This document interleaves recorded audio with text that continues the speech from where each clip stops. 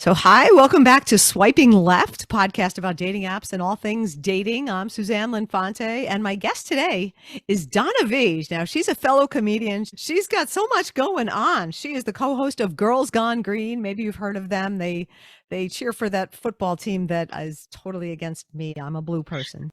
She's also the producer of Open Minded Mystics. Yes, we saw that. They're on YouTube, Facebook, all over the place. You can find Donna Vee in a lot of places. Yeah, she also did story time with Donna Vee. Donna is a busy person and she's out there. She's getting it done. Welcome.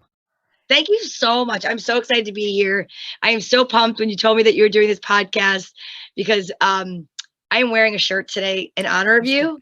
Oh, I appreciate that. I wore this on stage when we were doing some shows during the holidays, but I want to show your audience. It says swipe right. I know you're swipe left, but this was like my swipe right. This is like my manifesting shirt, like to find a date. Yes, that's what I want. I want to swipe right. I'm gonna have to give this to you then. I'm gonna have to. I will gladly accept that. Thank you. You're so welcome. So I've known Donna for a little while. So I know she has dating stories. That's kind of why I asked you to be on here. So what do you? So you do use the dating apps, right? You've swiped left. I believe you called. Didn't you have some kind of disorder from that? Oh, please listen. No? So first of all, I used to think it was hysterical that we never used the methodology of swiping in person. Imagine if we would go to a bar and someone was really like asking you if they wanted to buy you a drink and they were like really up in your face. Wouldn't it be great if we could just look at them and say, swipe, like just swipe the person? But I definitely feel like you just get so used to doing it. It was like second nature from being on the dating apps. Well, what did you call PTSD? Oh yeah, post-traumatic swipe disorder. There you go. That's what it was. I'm like, wait, what is she referring to? But you're right. It was PTSD, post-traumatic swipe disorder is what I had. Yes. And it was probably from being on what I like to call bucket of chum. I love that. Plenty of fish for the rest of us, but yes. Yes, exactly. I love that name for it. I mean, like Bumble, where you get stung more than you get dated. It's just like, oof. I mean, it is bad. I will let you know the first time I knew that I probably should not go on these dating apps and these dating email situations, right? Was when they matched me with my ex-husband. Oh my God. And I was like, that's it. I want a refund. I've already divorced him. And that was pretty intense. Wow. But that was like prehistoric dating. That was like way back in the day before you had a flip phone and you had to like email people from a computer, right? Which when you tell people now those stories, they're like, wait, what do you mean? You had to email people? I'm like, yeah, I had to email people like I was applying for a job. I don't understand. I know. It's so insane how the evolution of the dating app has come. And yet the evolution it's still not perfect. You know what I mean? It might have evolved over the years, but it's still not, I don't know. No, because now you have bots and there's so many bots. Yes. That you'll sit and talk to somebody that you think is like a person for a couple of, like maybe like a week or two. And then all of a sudden they're blocked because they're not even real. Oh my gosh. And it's so strange because we live in this very weird time. Like I guess it's like, what is it? AI, artificial intelligence. Yeah, it's crazy. Crazy. Have you ever been like catfished? Has anybody asked you for money? No one's ever gotten that far with me asking me for money because I just would not even imagine that. I could say I've been catfished by the one-dimensional picture though. Have you ever, wished that they were like a 360? And maybe there is now. I haven't really been on them of late, but that's another thing I used to say. We should have like videos, which I know they do have now, like on Hinge and things like that. Right. And hearing people's voices, I think, is so important. Because how about the dates where you meet the guy that's like definitely on helium and you're like, wait, what? I was waiting for them to sing like Tiptoe Through the Tulips. It's like pretty insane. But I could tell you a story about this one guy that I matched with, and he seemed like this amazing guy because I have a lot of energy. This guy was like on fire, back, forth. And I looked at his dating profile and it said that he was 5'7". So now I'm 5'1.5". So for me, I'm a little lucky because I the dating pool is a little larger. So this guy kept wanting to go on dates, and we met at a restaurant, a bar, and he got there before I did, and he was already sitting down on a stool. Okay. Do you remember the story? And I walked in, and he didn't get down off the stool, which I thought was strange, but I was like, all right. And I introduced myself, and I sit next to him, and it was a little bit weird, a little awkward. We got up off of the stool, and when he stood up, he like jumped off, and he was the same height as he was when he was on the stool. And we were like eye to eye. And he said, okay, I gotta tell you something. I lied about my height. I'm like, you think? Like, you don't think I would have figured that out? Oh my gosh. If he was 5'2.5", that was a lot. And I was just, yeah. I mean, I don't know if that really qualifies as a bad date, but it's just like things that you can't pre-qualify on a dating app. You can't trust. Well, yeah, exactly. A lot of people, don't tell the truth about a lot of things. But I feel like if they're lying about that, what else are they lying about? If you can't be honest about, and again, I get it, but that's like a 5-inch difference. Like that's not like I'm 5'9" and I'm saying I'm 5'7". That's like I'm saying I'm 6 foot tall and I'm 4'8". I mean, yeah, not riding this ride is what I'm saying. You must be this tall. Oh you must be this tall to ride this ride. And that is not happening. I can tell you that right now. You know what? Oh People my come in goodness. all different shapes, sizes. I love everybody. People are beautiful, but when it comes to dating, it's got to be about, the chemistry. It's And that's it. There could be chemistry. Like if there's chemistry, I had that happen to me once I did a speed dating situation where the men sat and the women got up and moved from table to table. So I sat across from a man and we were getting along so well. And I mean, so well. And we stood up and like, I was a foot taller, like his head came up to my chin. And I still thought that he was a nice guy, but he's the one who just like disappeared, like did not speak to me the rest of the night, even when like everybody got together to mingle, like he just disappeared. I don't know if it would have lasted a long time, but I wasn't going to disqualify him based on that. But he disqualified me based on my Gigantor status. That is so funny, right? Like an Amazon. You definitely would not think that. Not even. I felt like an Amazon, yeah. But what other interesting things have happened on your dates? I know you've had a few. Come on. So, all right. So one of my most interesting ones was I went on a date with a very nice guy. So we're out at a restaurant and we are talking about life. And I noticed that I told him that I do comedy. And most of the time when guys found out that I did comedy, they're like, am I going to wind up in your act? And I'm just like, oh God. So I'm like, no, but you might end up on a podcast. Exactly. Years later, yes, exactly. Now that the time has gone by and it's okay, the statute of limitations are there. Right. It's no longer too soon. No, it's no longer too soon. This is way pre-pandemic. So we were out on a date and I noticed that every time he laughed, he was laughing only with one eye. And it was it was distracting to me.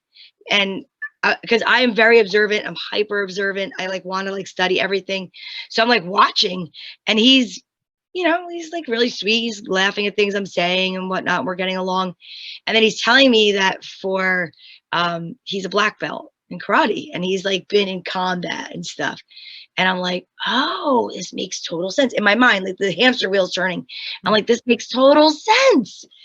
So then without thinking, I looked him right in the face. I said, is that how you lost your eye? I said that. Oh, okay.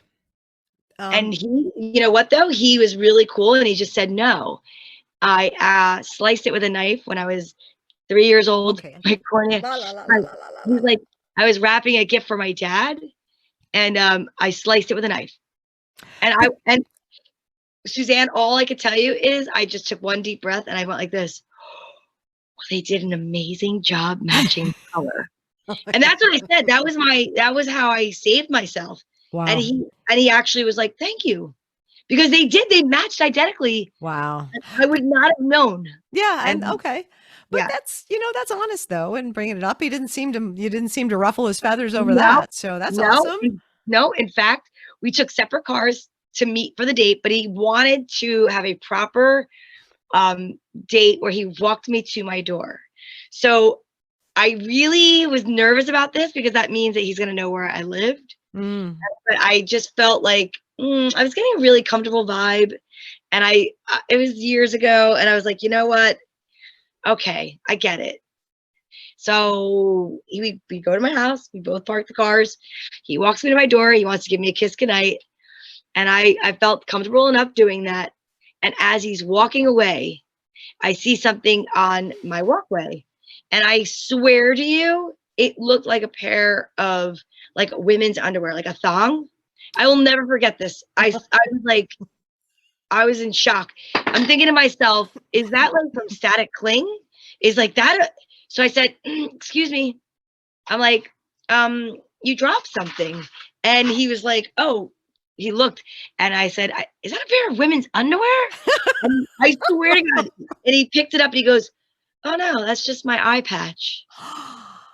Oh, I'm thinking he's got like someone, like he's seeing people like left, right, and sideways, and like no. I wanted to crawl.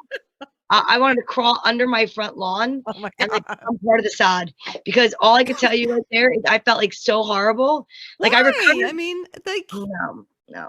I recovered from the whole like, oh my gosh, you know, how did you lose your eye? Beautifully.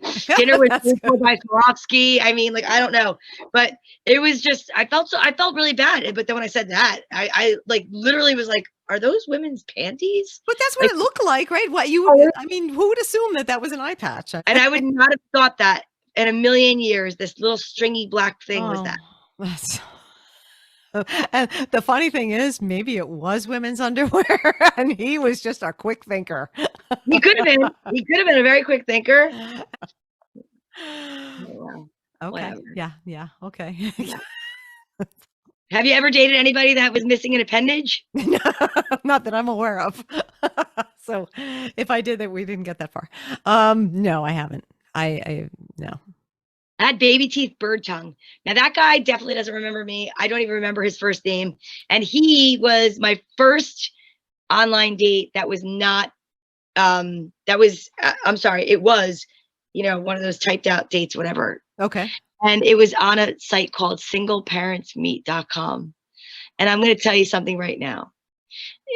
They should have seralparentsmeet.com, because singleparentsmeet.com is something I did thinking, well, this is where I should go to meet somebody. Now, we're talking like 12 years ago. And the reason I did that was because my children were younger. They're now 23 and 26. And I was like, I want to go on a date. I wanted to meet somebody I thought would be safe. Not that I wanted to necessarily bring them around the kids immediately, but just somebody that I knew that understood what it was to have children. Exactly. Yeah. Yeah. The problem is that they don't like what they should do is categorize the every other weekend, because then you could like totally just swipe on the people that have the free weekend the same as you. Problem is, you coordinating weekends. Stuff, you meet these people, and then you find out that you have non-coordinating weekends, and you're doomed from the beginning. Yeah. And when do you go out? You can't. No, you can't go out. And no one can afford to go out. I said it should be called angryparentsmeet.com, because we're all packing lunches. Yes. Because everybody's paying a spouse or not getting money from a deadbeat dad. Like somehow we have to go on a budget. Like there needs to be, it should be called feed dating. Like we should all go somewhere for a meal. That's what it's never mind speed dating. Wow. That's so, what did you call them, like baby teeth? Like what was that about? Because on all the pictures, when he smiled like this. And the night before we were meeting for the date, I said to him, hey, by the way, you do have teeth, right? And he's like, what? And I said, well, I have to ask, because in none of your pictures are you smiling with your teeth. And I went on a date with someone and they happen not to have teeth.